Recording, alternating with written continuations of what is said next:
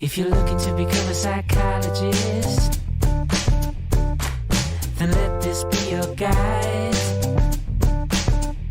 With this podcast at your side, you'll be on your way to being qualified. It's the Aspiring Psychologist Podcast with Dr. Marianne Trent.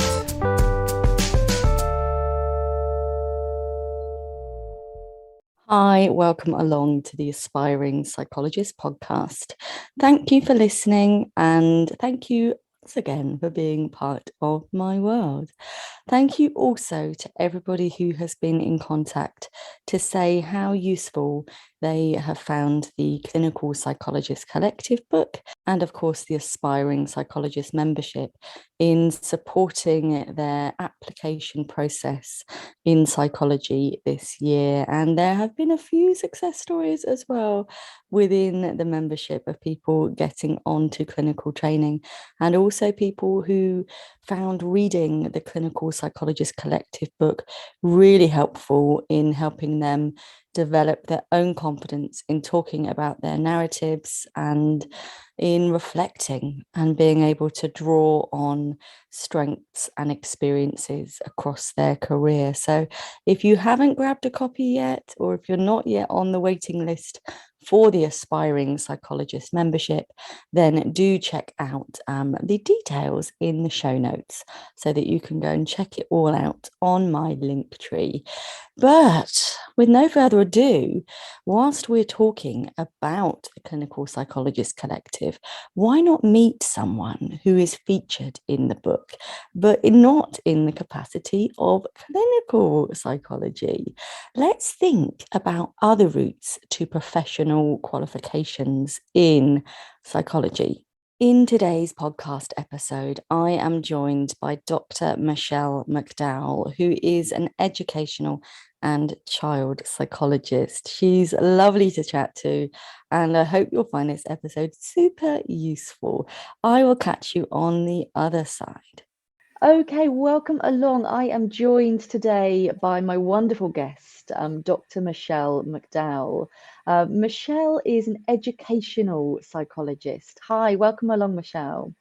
Good morning. Thank you for having me, Marianne. You're so welcome. So what I think can be really useful is if we give the audience a flavour of where you're at right now, but also a little bit of a potted history about how you got there and why. Okay, I'll try to remember and recall all of that all in one. So, like you said, Marianne, I'm an educational and child psychologist. I didn't go directly to that route, and I'll tell you why. When I first trained many years ago now, so in 2000, I trained as a psychologist. You had to be a teacher first. So I did my teacher training. And by the way, before I did teacher training, I had no clue of what I wanted to do. And so somebody was saying to me, the PGCE is 1 year. And at the time, it was very well funded. So I was like, right, okay, this sounds great. So I did the PGCE for the year and was trained to teach government and politics and history, although I had aspects of psychology within my initial degree. So I went along to teacher training. After that, started on my teaching career in secondary school. And in my very, very first term, I was a form tutor, right? In my very first term of teaching, I had a pupil who was a lovely young man in year 7. Never forget him. He was, just really sporty, actually, and just a joyous young man, really bubbly in the class. Struggled with literacy, just couldn't get to engage with literacy. And quite a few of his teachers, at secondary school obviously, so would comment and say he's got all the answers but really struggling. So the SENCO, I'd had a discussion with the special educational needs coordinator, the SENCO, and she'd organised for the educational psychologist to come into school. And during the consultation, I said to her, can you tell me what exactly is it that you do? And after an elongated conversation, I had my aha moment. And that was it. I was like, this is my calling. This is what I'm supposed to do, educational psychology. So I then continued on the journey. Now, I want to make a distinction because it's very different now. But my journey through to the training to become an educational psychologist, like I said at the beginning, was you needed some teaching experience. So I'd already started on that journey. I had a degree that had some aspects of psychology in it, but not enough to get the GBR status. So I then had to do an initial master's in psychology. And then it wasn't quite a diploma, but I guess it was a certificate in the additional topics that you needed to become a, to get that GBR status. And then I applied to be an educational psychologist. Now that sounds like quite a simple route, but it took years because I was studying part-time. I'm going on and on here. Do you want me to continue? It's all right. Absolutely. How old were you when you started your doctoral Marianne. qualification? I'm sorry. What a question. What a question. Does that feel okay to ask you that question, Michelle? Of course, I'm confident in my womanhood and agehood, as they say. I don't know, let me think now, because I did my doctorate later. So actually, let me carry on with the journey. So when I trained, you needed a Master in Science, the MSc, to become an Educational and Child Psychologist. So it was many moons ago. So I think I did the MA and then the MSc, and I think by the time 2000, how old would I have been? 30. Yeah, I was fully qualified. You were not hanging around, were you? You know, you did your teaching qualification and you did all of the stuff you needed to do to be able to qualify as an EdPsych at 30. That's some going. Yeah. Well, to be honest, I spent much longer in teaching because I loved it. So there was quite a bit of, do I go, do I not go? Because I really, really enjoy teaching. But it was changing, and it was at that stage that they were making adjustments in the curriculum again, and it was much more sort of paper-based, and I was like, it's probably a good time to, transfer and change, really. And so I chose to do it then in 2000. I love that actually it was a personal story, a personal connection, something that you could tangibly almost feel and connect to, that really turned your head in the direction of educational psychology. And I think it is it's one of my favorite things about this profession of psychology of ours, is that we get to work with people who can shape us, as well as hopefully we have a positive impact on them as well. But that young man might never know that actually Absolutely. the impact he had on you, and it's really incredible. But I'm really pleased it happened, because it did lead you towards this new passion. Absolutely. I think if I think about my life, actually, there have been these significant moments, as I'm sure it is for everybody else, and often personal, that have impacted and triggered moving on to something new, or certainly a change and transition. So yeah, definitely. And it's important that we can reflect on that, can't we? Have you ever done any journaling or diary kind of keeping to help you with your reflections, or how do you manage your reflections if you don't do that?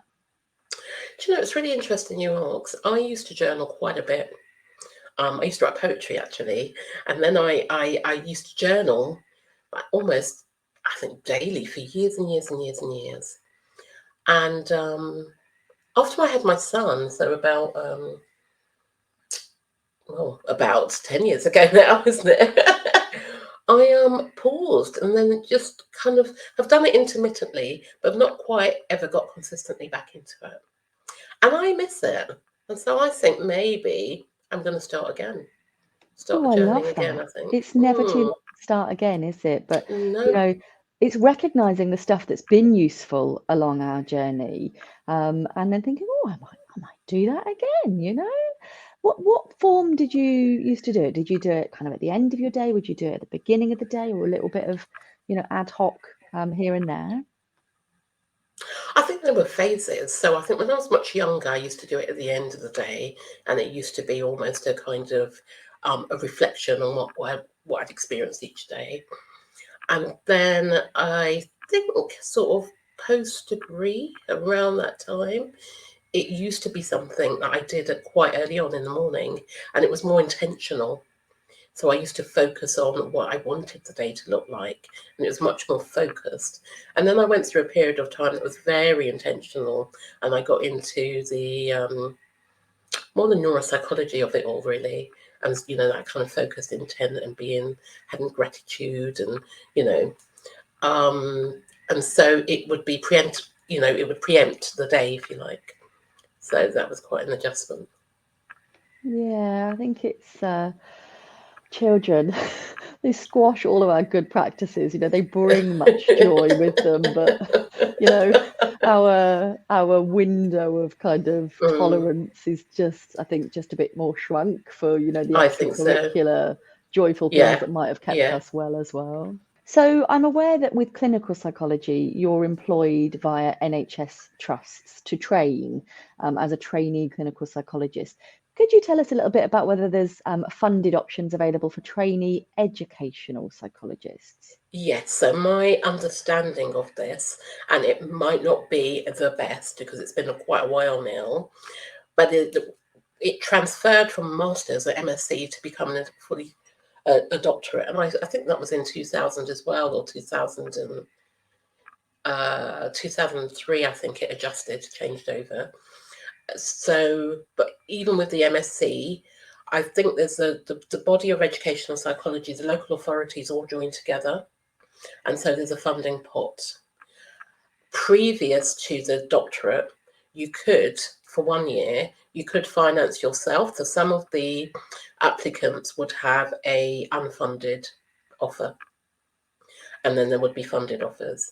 My understanding now is that there are only funded offers, because I think it's quite a lot to expect anybody over a 3-year period to be able to afford Are to they fund now themselves. doctoral courses or are they still masters? Only doctoral courses now. Okay, because that's different than, I think, health and counselling psychology are self-funding only, and yet it is still the Right. 3-year doctorate. It's very tricky. Oh, okay. It is very tricky, and I think educational psychology has gone through quite a tumultuous time. So I remember when I was training, there was talk about there going to be a period of time where there was going to be a real gap in educational psychologists because there were so many retiring at the same time. I don't know why that occurred, that seemed to be such a kind of bubble, if you like, of people that were retiring, but it feels like we never quite caught up. So there's quite it's heavily in demand, education and child psychology at the moment, but there seems to be a bottleneck because of the funding. There's only ever a certain amount of people that go through the training, and then on the other end, there are so many local authorities that are in desperate need of education and child psychologists. Yeah, certainly when I worked in CAM services, I think there was an allocation of EdPsych hours per school, and it was Yes. like 10 hours a term or something like that, It was really minimal. And so you're having to like almost pick your neediest children or young Yeah. people in the school.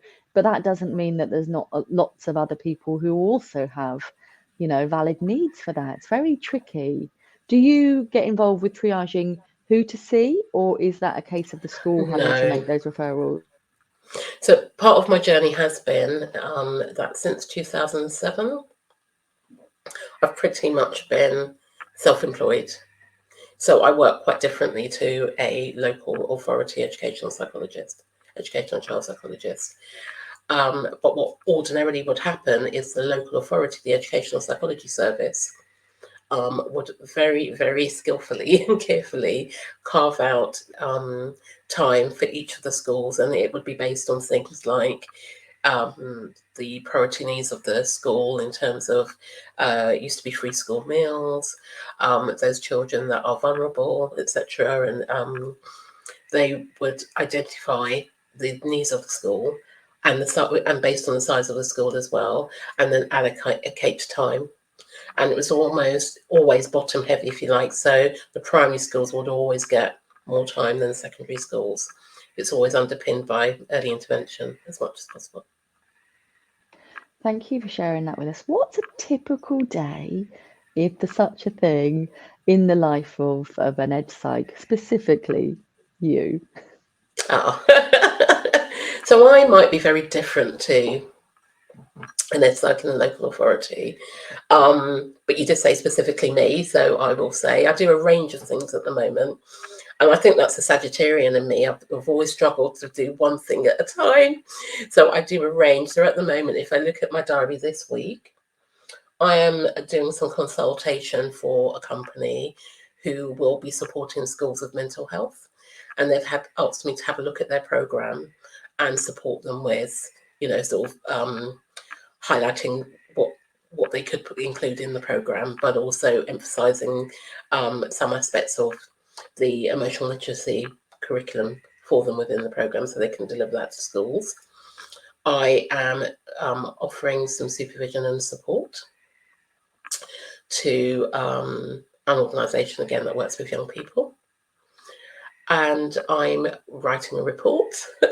So I locum sometimes for local authorities. And so I work like a local authority educational psychologist, but it's a piecemeal, it's a case-by-case basis. So I'm completing a report today for a very tight deadline, which is constantly my life. What else will I be doing? I'm on podcast, which I'm really happy to be doing as well.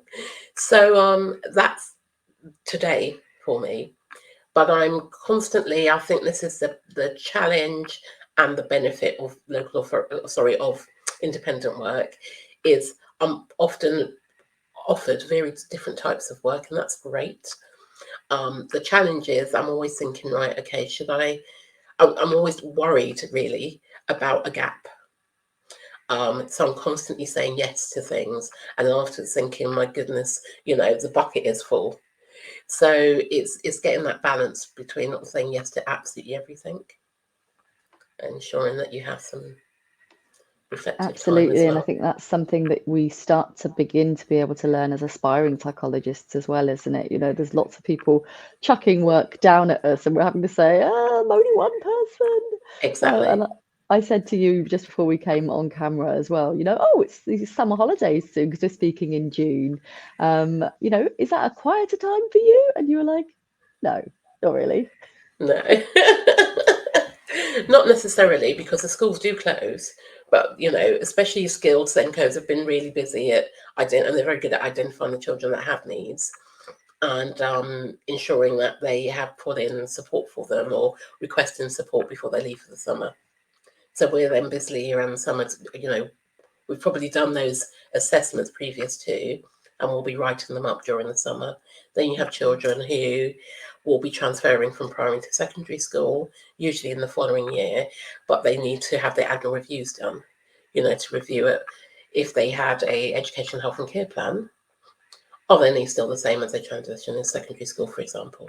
Would it be okay to briefly outline what an education health plan is for our audience, if that's okay? Of course, Education, Health and Care Plan. So previously it was known as a statement of educational needs. And what it means is a very small percentage of children, they have a higher special educational need than the majority of their peers. It's usually between 0 to 2%. I think have got quite significant needs. And so even though the school is putting in as much support as they can, asking for advice and support on the outside, they feel, and the parents often feel, that without additional funding and additional support, they'll not be able to reach their full potential and will struggle and have a kind of a challenging experience at school. So the Educational Health and Care Plan is about all the professionals that work with the young person offering advice, if you like. So we as educational psychologists usually do that via some form of consultation and assessment with the school, the parent and the child. It's varied and it's become more complex over the whole lockdown period, because usually it was always ever face-to-face, but during lockdown it became more remote. So some of the work I'm doing now is remote, and I'm engaging with young people online, as it were. So the whole idea of the educational health and care plan is for all the professionals that are working with the young person and their family to put all the information in one space. And that space, that educational health and care plan, all that information is then viewed by what's known as the SEN panel.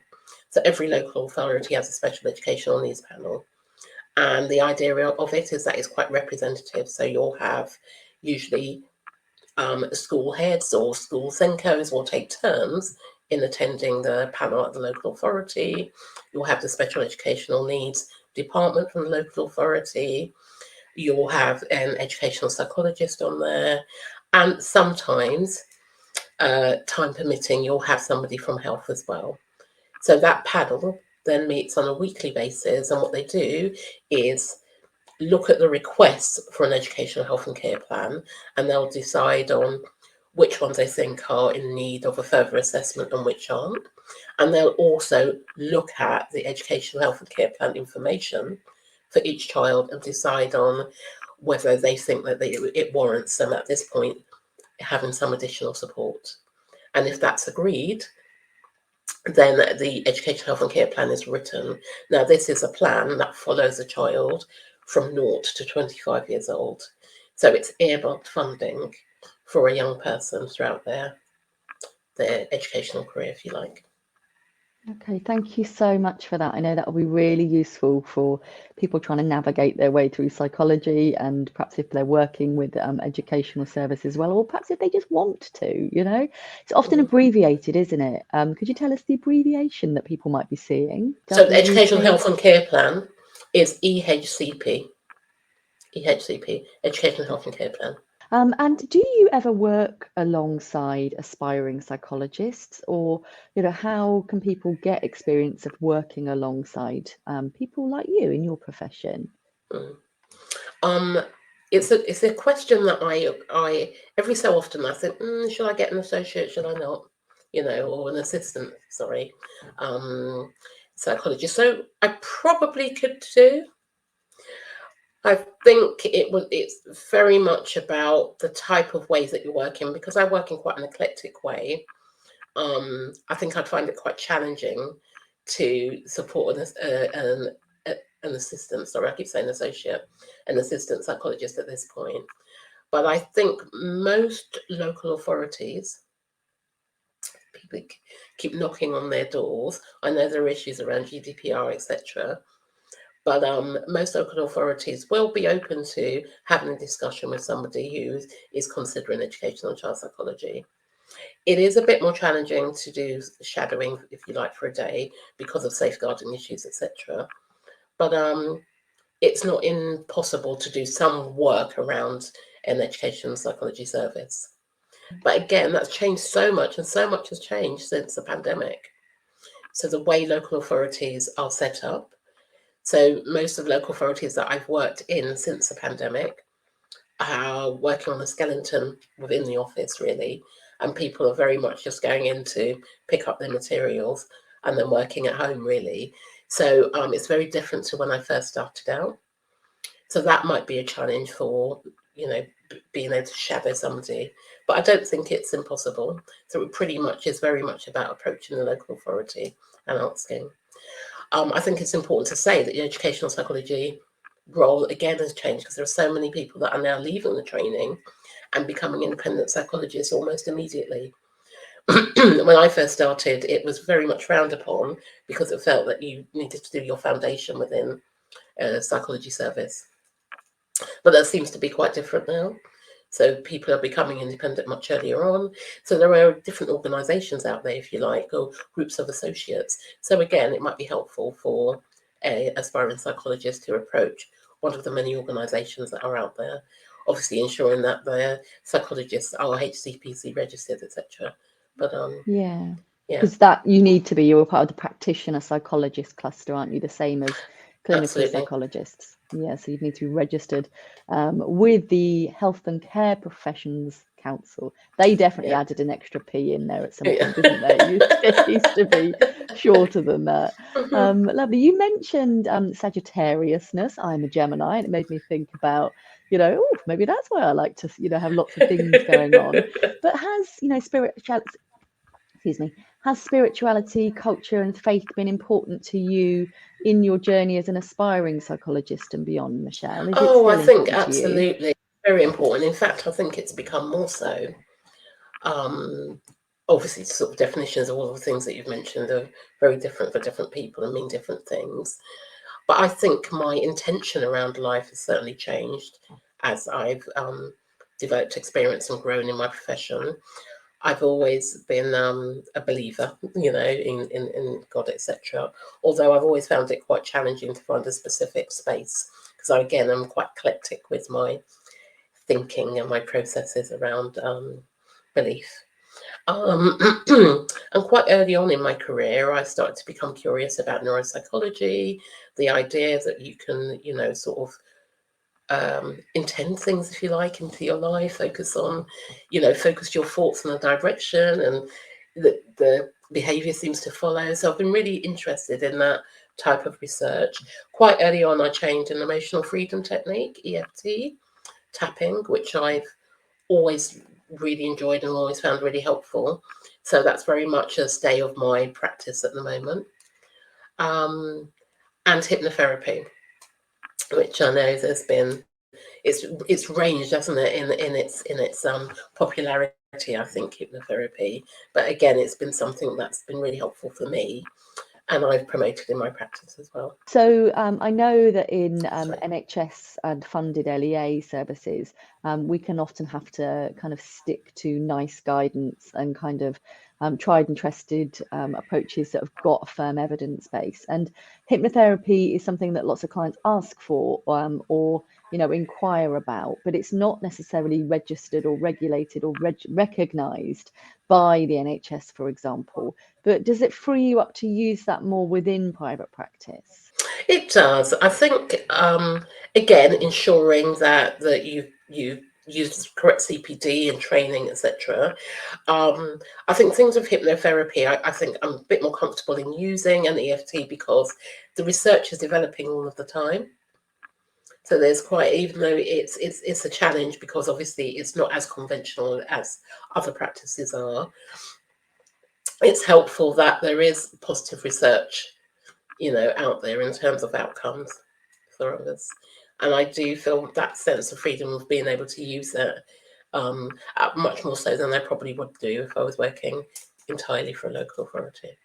Yeah, absolutely. It allows us to have the freedom when working in private practice to do what's going to work for that client, so long as it's ethically sound, of course, which of course I know it would be.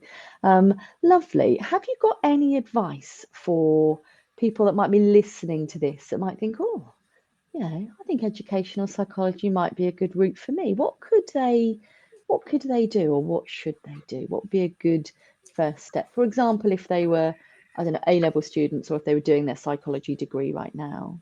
Funny enough, I just spoke to an A-level student who's thinking about psychology. It wasn't just necessarily educational psychology, but I was saying to her, get a good sense of what you're really interested in. What is it that you would like to get out of your career? And I think we were speaking about that earlier, the idea of connecting with people. I think it's really important. I would say, secondly, it's really, really, if I did my time again, I think it would have been really important to get that shadowing in much earlier on and get a sense of what the job looks like on a day-to-day basis. So knock on much more doors, ask for that, opportunity to do that. Find out as much as you can about educational and child psychology. So it's not this kind of miss. So I think sometimes I speak to young people and they think it's going to be this sense of just sitting with a child, sometimes almost like psychotherapy, and it's not like that at all. So just getting a sense of what it looks like, a child in educational psychology, and then familiarize yourself with that area, familiarize yourself with schools, get some experience. So even though you don't have to be a teacher anymore, you do have to show an understanding of the educational experience and the provision and educational provision. So get some experience in those areas. Perfect. Thank you so much. Is there anything that I haven't asked you which you think I should have done or might have been useful for me to ask so far? That's an interesting question. I think joy. What do I enjoy about the role, or do I enjoy it? And what I would say is I do think it was the role and has been the role for me. Not the role, sorry, the topic, psychology as a heading. I've always been interested in people and the mind, etc. So it does bring me joy, even in the most challenging moments. I would say that I've enjoyed it as a profession. That is such an important answer, and it's something I do with clients quite often. As we'll have a bit of a joy audit, we'll look at which areas of our life we're getting joy from, because it is supposed to be enjoyable, isn't it? If it's not feeling enjoyable, then it might be that it's, it could be many reasons, couldn't it? It could be that you haven't got a good fit with your psychology supervisor. It could be that there's just too much work and you're being kind of consumed by it. It might not just be that it's you that's the problem. It's worth looking at some other factors as well, isn't it? And with that in mind, I often ask my guests, if you've got any advice to support people from reducing burnout when they are aspiring psychologists, what would be your top tips? I would say when you diarise for the week, you write in your diary about what you're going to do for the week, enter in something that's completely different, and have that kind of tea morning, wellbeing morning, something that is included within that week, because it can become really intense. And I would say, as an independent psychologist, quite lonely as well. So I often try and book in engaging times with others. So it's not just this kind of soul time on your own. So that's what I would say. Many of our audience are probably working remotely as well, aren't they? So I know remote working can also foster that feeling. And I do what you say, really. I book lunch and brunch dates. I connect with people through the podcast and more widely as well. But being connected to something, that's not just you sitting by yourself tapping away is really key, isn't it? Lovely. Absolutely. Thank you so much for joining me, Michelle. It's been an absolute pleasure to speak with you. How could people get in contact with you if they wanted to send referrals your way or learn more about your work? I've been a bit naff on social media, I have to say, but I do have a LinkedIn page and I have a Facebook page, both with the same name, Dr. Michele McDowell. Michele McDowell on LinkedIn. Yeah. So what I will do is I will make sure I pop links to your socials and your website or whatever you need in the show notes for this episode. But thank you so much for opening our eyes to this really important area of psychology, which is education and child psychology. And let us know if we can do anything for you or with you in future. And thank you so much for your time. Thanks. Thank you. Thank you so much for listening. I hope you found everything that Dr. Michele and I had to say really useful. If you'd like to read Michelle's story, and for that matter, lots and lots of other qualified psychologists' stories, including, of course, clinical psychology, but also including health psychology, counselling psychology, forensic psychology, and academic routes into psychology, you can most definitely do so by checking out the Clinical Psychologist Collective book, which you can grab from Amazon, or for ease, you can click on the link in the show notes. Don't forget that the Aspiring Psychologist membership is opening just for another 15 people on the 1st of July. So get yourself on that waiting list and then you can swoop in there as soon as it opens at 8 a.m. On the 1st of July. And that's just £30 a month. And there is a ton of value in there, even for you to catch up. But each month we have a live group Zoom with myself where we do go through professional and personal issues. There is live CBT teaching and formulation sessions. We've got stuff coming up on research. We've got trainings that go in every month. There's opportunities each week to ask me anything you like. And so it's a really great resource, and there's a really nice community spirit in there. People are really supportive and kind. So if you feel like you're missing your tribe, or you haven't yet stumbled across them, or it's feeling a bit lonely, or you're not receiving, quality clinical supervision, perhaps you're just not with someone who you think gets you or is furthering your skills, then why not come and top that up so that you can get the optimal experiences from your occupational employment. Yes, right. I hope you have enjoyed today's episode, and I will look forward to catching up with you very soon for the next time our podcast pops in, because you should be subscribed really, at 6 a.m. every Monday. And don't forget, you can always catch up on all of the replays, which are available through your usual podcast channels, but Spotify, Apple, Google, Amazon, all those good places. So do listen to the back catalogue, and I will be along with the next episode very soon. Take care. Have a lovely day.